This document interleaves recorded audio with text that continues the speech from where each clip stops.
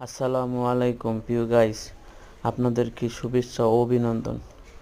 আপনারা দেখুন, একটি কলা গাছ বা কলার ক্ষেত যদি আপনারা করতে চান, তাহলে কতটুক পরিমাণ জায়গা স্পেস রেখে কলার চারা রোপণ করবেন। তো এই আমার ভিডিওটি দেখতে থাকুন, আশা করি বুঝে যাবেন ভিডিওটি দেখে।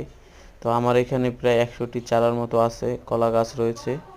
তো প্রত্যেকটি কলা গাছ কীভাবে পরিষ্কার করেছি সেই কথাও আপনারা শুনতে পারবেন। তো প্রথমে আমরা কলা গাছের গোড়ালি সাফ করেছি, যাতে করে কোনো ঘাস দুবলা বা কত বেশি বোক না থাকে। তো সেই ক্ষেত্রে আপনাদের নজর রাখতে হবে। প্রত্যেকটি কলা গাছের গোড়ায় সাফ করে দিবেন। এরপরে সার দেওয়ার চেষ্টা করবেন, আর যত মরা পাতা আছে মরা পাতাগুলো পরিষ্কার করে দিবেন। কাঁচি দিয়ে কেটে দিবেন। তো দেখুন, পুরো কলার বাগানটি আমরা সাফ করার চেষ্টা করতেছি। আবার প্রায় এখানে 300টির মতো কলা গাছ আছে। তো আশা করি সবাই দোয়া করবেন, যাতে বেশি বেশি আল্লাহ পাকে আমাদের এই কলার বাগানে ফলন দেয়,